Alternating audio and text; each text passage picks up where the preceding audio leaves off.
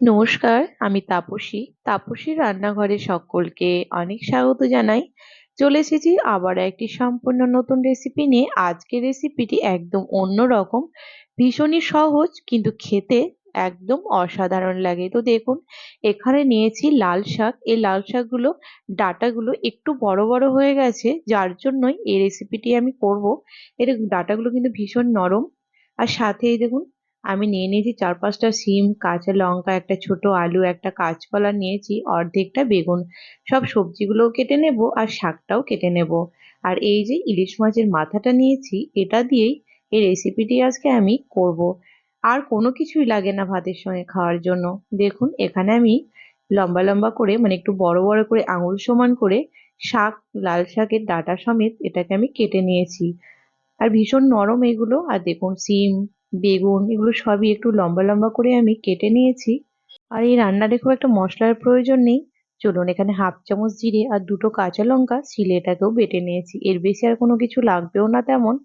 এবার চলুন, এখানে কড়াইটা গরম হয়ে গেছিল, দিয়ে দিচ্ছি সর্ষের তেল। রান্নাটা সর্ষের তেলেই করব, যেহেতু ইলিশ মাছও রয়েছে, যার জন্য এটা সর্ষের তেলে করলেই বেশি ভালো লাগবে।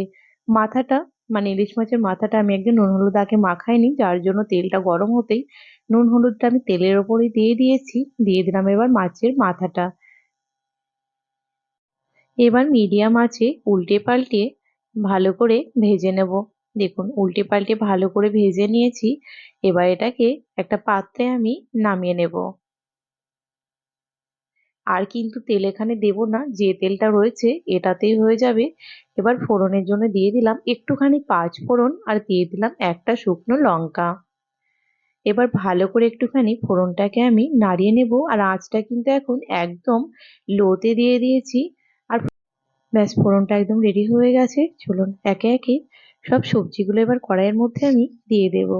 প্রথমে আলু, শিম সবগুলোই দিয়ে দেব, কাঁচকলা, বেগুন। আর খেতে এত বেশি ভালো লাগে, বিশ্বাস করুন। এইরকম ভাবে একবার আপনারা অবশ্যই লাল শাক রান্না করে দেখবেন। ভাতটা খাওয়ার জন্য আর অন্য কোনো সবজির একদম প্রয়োজন নেই।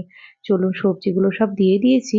একটু কিছুক্ষণ মিডিয়াম আছে ভালো করে সবজিগুলোকে একটুখানি ভেজে নেব, যেন কাঁচা গন্ধগুলো সবজির একদম না থাকে।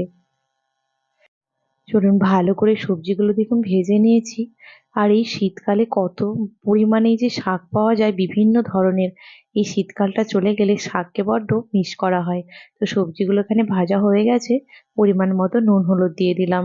নুন হলুদ দিয়ে আরো একটুখানি একটুখানি নাড়াচাড়া করে নেব। দেখুন, একটুখানি নাড়াচাড়া করে নিলাম। এবার যে জিরেটা আমি বেটে রেখেছিলাম আর কাঁচা লঙ্কাটা, সেটাই আমি দিয়ে দিলাম। আর যারা এখন আমার চ্যানেলটিকে সাবস্ক্রাইব করেনি তাদের অনুরোধ জানাচ্ছি, যারা ইউটিউব থেকে দেখছেন প্লিজ আমার চ্যানেলটিকে সাবস্ক্রাইব করে পাশে থাকা বেল আইকনটি প্রেস করবেন, যেন আমি নতুন ভিডিও আপলোড করার সাথে সাথে নোটিফিকেশন প্রথম আপনাদের কাছেই পৌঁছে যায়। আর যারা ফেসবুক পেজ থেকে দেখছেন প্লিজ পেজটিকে ফলো করে দেবেন। দেখুন, এখানে মশলার সাথে একটুখানি জল দিয়েও ছিলাম। আর এখানে মিডিয়াম আঁচ করে মশলাটাকে কষে নিয়েছি। আর অতিরিক্ত কষার কিন্তু কোনো প্রয়োজন নেই। দেখুন, মোটামুটি কষে নিয়ে শাকটা এবার আমি দিয়ে দিলাম। আর এই ডাঁটাটা জানেন একদম নরম রয়েছে শাকের। অনেক সময় কি হয়, শাকের ডাঁটাগুলো শক্ত হয়ে যায়, তখন কিন্তু ভালো লাগে না।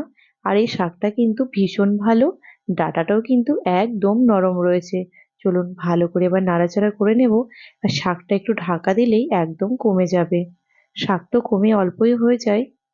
ব্যাস, 5 মিনিটের জন্য এবার মিডিয়াম আঁচে ঢাকা দিয়ে দিলাম। এখান থেকে যেটা জল বেরোবে সেটাই দিয়ে, মানে শাকটা, সবজিগুলো সেদ্ধ হয়ে যাবে। দেখেছেন, শাকটা কিন্তু একদম কমে গেছে। ব্যাস, ভালো করে এবার একটুখানি নাড়াচাড়া করে নেব।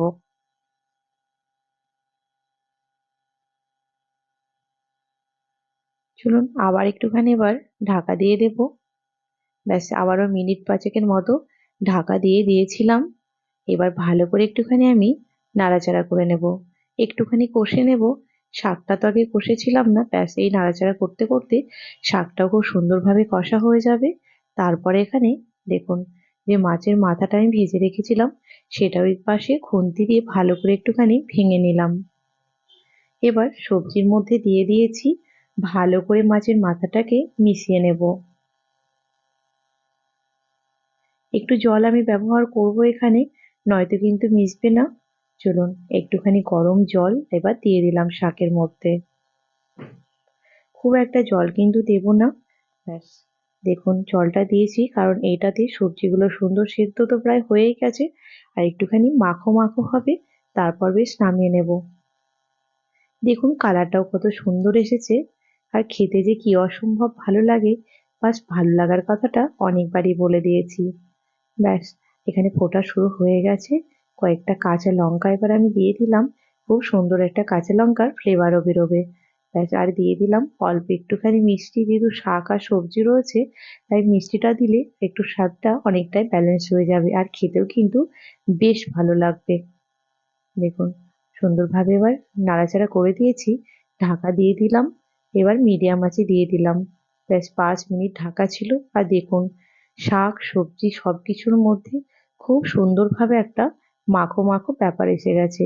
ব্যাস, এবার ভালো করে নাড়াচাড়া করে নেব, আর তারপরেই ব্যাস নামিয়ে নেব। দেখেছেন খুব সুন্দরভাবে সবজিগুলো একদম সেদ্ধ হয়ে গেছে। এখানে আমার রেডিও হয়ে গেছে, দেখুন একটা পাত্রে আমি নামিয়েও নিয়েছি। তো আমার রেসিপি যদি আপনাদের ভালো লেগে থাকে তাহলে লাইক শেয়ার করতে ভুলবেন না, কমেন্টে আমাকে অবশ্যই জানাবেন। এই ইলিশ মাছের মাথা দিয়ে লাল শাকের রেসিপি আপনাদের কেমন লেগেছে, ভালো লাগলে আমার পাশে থাকবেন।